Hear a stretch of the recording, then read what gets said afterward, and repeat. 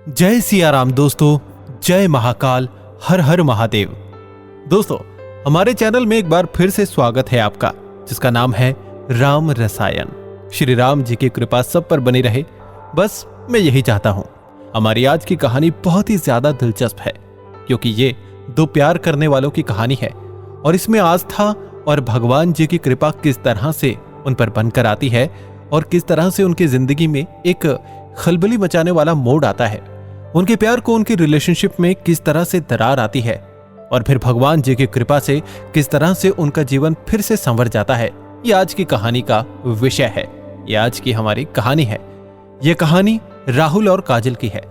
राहुल बहुत ही ज्यादा धार्मिक विचारों का था, वहीं काजल एकदम नास्तिक थे। वो भगवान में बिल्कुल भी विश्वास नहीं करती थी। तो आइए शुरू करते हैं हमारी आज की इस कहानी को। हिंदू सनातन धर्म में मनुष्य की शनि ग्रह दशा के दुष्प्रभावों को साढ़े सती कहा जाता है और इसी से प्रेरित होकर यह कहानी लिखी गई है। मुझे आप लोगों से आशा है कि यह शनि की दृष्टि की कहानी आपको जरूर पसंद आएगी। काजल नाम की एक लड़की अपने पति के साथ एक अपार्टमेंट में रहती थी। काजल का पति राहुल एक सॉफ्टवेयर कंपनी में टीम लीडर के पद पर काम करता था। राहुल बचपन से ही बहुत ज्यादा, जैसे कि मैंने कहा शुरू में, धार्मिक था, लेकिन उसकी पत्नी बिल्कुल ही नास्तिक। वो ज्यादातर रंगीन दुनिया चाहती थी। उसे लगता था कि यही सब सही है। हालांकि इस बात को लेकर दोनों के बीच में कभी कोई अनबन नहीं हुई। दोनों का रिश्ता एकदम बढ़िया था। एक दिन सुबह सुबह राहुल टीवी पर एक कार्यक्रम देख रहा था जो कि धार्मिक था, जिसमें साढ़े सती के बारे में बताया जा रहा था। उसी समय काजल नाश्ता वगैरह लेकर आती है और राहुल के बगल में बैठ जाती है, चाय पीने लगती है। थोड़ी ही देर में वो राहुल से रिमोट लेकर कहती है कि क्या सुबह सुबह बोर कर रहे हो। वो चैनल बदल देती है, लेकिन राहुल बीच में बोल पड़ता है कि तुम्हारा ये बर्ताव बिल्कुल भी ठीक नहीं है। क्या तुम साढ़े सती की महादशा के बारे में कुछ जानती भी हो या नहीं? ऐसे बकवास मत करो। धर्म की बातें समझने के लिए आस्था लगती है, लेकिन तुम तो बिल्कुल नास्तिक हो। तुम्हें किसी की भावनाओं को तकलीफ देने का कोई हक नहीं है। काजल को राहुल की बात समझ आती है। उसे महसूस होता है कि हाँ, मैंने गलत किया है। वो सॉरी बोलकर दोबारा से उसका चैनल लगा देती है और मुस्कुराते हुए दोनों चाय पीने लगते हैं। वो भी कहता है कि चलो कोई बात नहीं, हम आज शाम को शनि देव जी के मंदिर चलते हैं। चलो।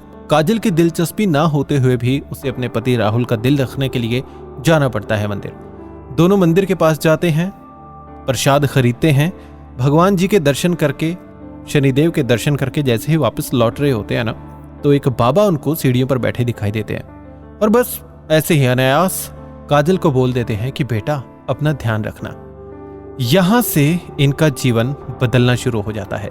घर पहुंचते ही काजल के सर में बहुत तेज दर्द होता है। वो कहती है राहुल से कि मेरे लिए थोड़ी चाय बना दो, मेरे सर में बहुत दर्द हो रहा है। तो वो चाय बनाता है, ऑफिस चला जाता है।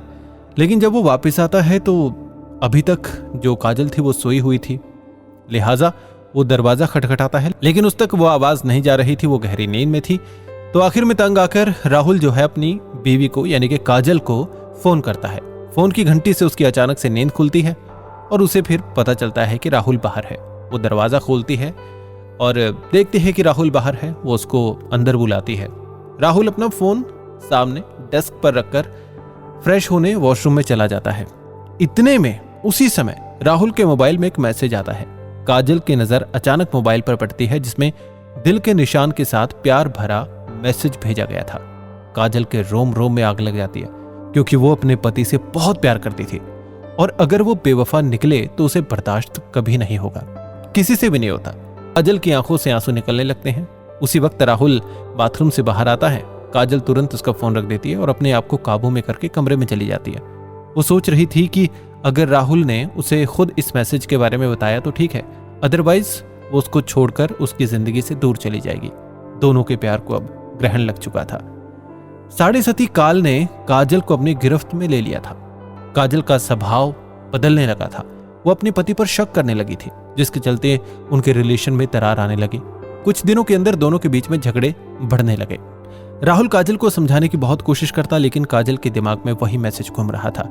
वो राहुल की किसी भी बात पर भरोसा नहीं कर रही थी। राहुल काजल को खुश करने के लिए कहता है कि चलो मंदिर चलते हैं, बाजार घूमेंगे, तुम्हारे लिए कुछ कपड़े लेकर आएंगे। लेकिन काजल गुस्से में उठकर वहां से चली जाती है। राहुल अकेले ही मंदिर जाता है। राहुल को दोबारा वही बाबा मिलते हैं, सीढ़ियों पर बैठे हुए। वो राहुल को देखते ही उसे अपने पास बुलाते हैं। राहुल हाथ जोड़कर बाबा के सामने खड़ा हो जाता है। बाबा कहते हैं, बेटे, तुम्हारे जीवन में संकट दिखाई दे रहा है, क्या तुम ठीक हो? राहुल कई दिनों से काजल से परेशान था। वो बाबा के सामने बैठकर अपनी सारी बातें बता देता है। हालांकि बाबा काजल के साढ़े सती के योग के बारे में पहले से जानते थे, इसलिए वो राहुल को काजल के ऊपर आए हुए संकट के बारे में बता देते हैं और इस संकट से मुक्ति पाने के लिए वो उपाय बताते हैं कि तुम्हारी पत्नी को शनि भगवान जी की पूजा करनी होगी, जिसके बाद वो नॉर्मल हो जाएगी। राहुल भगवान का दर्शन करने के बाद घर पहुंचते हैं। काजल से यही बात कहता है कि आज मंदिर में वही बाबा मिले थे, उन्होंने बताया कि तुम्हारी साढ़े सती का योग चल रहा है, इसलिए तुम्हारे जीवन में चिंता बनी हुई है। तुम शनि भगवान की पूजा करो, उससे सब ठीक हो जाएगा। काजल राहुल से कहती है कि मेरी समस्या की वजह तुम हो। राहुल पूछता है कैसे, लेकिन काजल इस बात को घुमा देती है। राहुल काजल को इस बार जोर देते हुए कहता है कि हर शनिवार को तुम शनि भगवान की पूजा शुरू कर दो, लेकिन काजल राहुल को मना कर देती है और गुस्से में कहती है कि तुम मुझे किसी भी काम के लिए मजबूर मत करो, मैं इन सब बातों पर विश्वास नहीं करती। राहुल को समझ में नहीं आ रहा था कि वो अपनी पत्नी को शनि के प्रकोप से कैसे बचाए। वो दोबारा मंदिर की तरफ जाता है और बाबा को ढूंढने लगता है, लेकिन बाबा वहां से जा चुके होते हैं और अब अगले हफ्ते यानी कि अगले शनिवार वो यहाँ आएंगे। राहुल के पास इतना वक्त नहीं था, क्योंकि वो समझ चुका था कि अगर ये सब ठीक नहीं हुआ तो काजल और उसका रिश्ता टूट जाएगा। वो काजल से बहुत प्यार करता था, वो उसके बिना जीने की कल्पना भी नहीं कर सकता था। राहुल मंदिर के पुजारी से बाबा के बारे में जानकारी लेता है, लेकिन बाबा यानी कि जो पुजारी होता है उस बाबा के बारे में कहता है कि हम तो किसी ऐसे बाबा को नहीं जानते। बेटा, मैं यहाँ सुबह से शाम तक रहता हूँ, लेकिन आज तक किसी बाबा को सीढ़ियों पर बैठे नहीं देखा। पता नहीं तुम किसकी बात कर रहे हो। राहुल को ताज्जुब होता है, क्योंकि वो 2 बार बाबा से मिल चुका था। वो शनि भगवान के सामने हाथ जोड़कर कहता है, हे भगवान, मुझे बाबा से मिलवा दो। इतना कहते ही राहुल जब सीढ़ियों से नीचे उतरता हुआ आता है, अचानक सीढ़ियों के सामने बाबा प्रकट हो जाते हैं और उसे शनि भगवान की मूर्ति देते हुए कहते हैं, इसे अपने घर में रख लेना और इन्हें तेल से स्नान करवाना, तुम्हारा कल्याण होगा। और इतना कहते ही वो बाबा अचानक से राहुल के सामने से उछल हो जाते हैं। राहुल को समझ आ जाता है कि ये कोई साधारण बाबा नहीं बल्कि तेजस्वी आत्मा है। राहुल अपने घर पहुंचकर शनि भगवान की मूर्ति स्थापित कर देता है। राहुल जैसे ही वो मूर्ति को स्नान करवाता है तेल से, काजल पीछे से आकर जोर से चिल्लाने लगती है और कहती है कि तुम खुद चरित्रहीन हो, ये ढोंग मत करो। अपनी गलती छुपाने के लिए तुम शनि भगवान का सहारा ले रहे हो। अपने आप को आईने में देखो तो पता चलेगा कि तुम कितने घटिया इंसान हो। काजल की इतनी अभद्र बातें सुनते ही राहुल के पैरों तले जमीन खिसक जाती है। उसने उम्मीद भी नहीं की थी कि काजल उससे कभी इस लहजे में बात करेगी।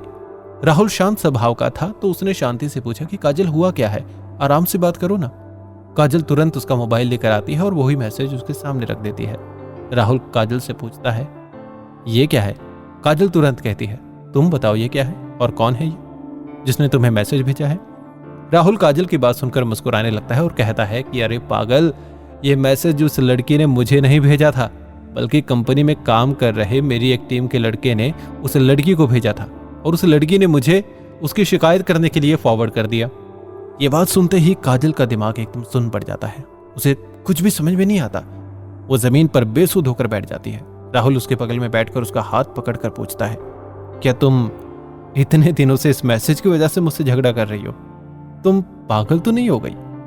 एक बार मुझसे पूछ तो लिया होता, मैं तुम्हारे अलावा किसी और लड़की के बारे में सोच भी नहीं सकता। काजल जोर जोर से रोने लगती है और राहुल के गले लग जाती है। अनजाने में सही, लेकिन शनि भगवान की कृपा से काजल को साढ़े सती योग से छुटकारा मिल जाता है। दोनों के जीवन में फिर से खुशियों को न्योता मिल जाता है। शनि भगवान के विराजमान होते ही दोनों के बीच झगड़े की वजह भी खत्म हो चुकी थी और उनके जीवन में खुशियों ने फिर से दस्तक देना शुरू कर दिया था।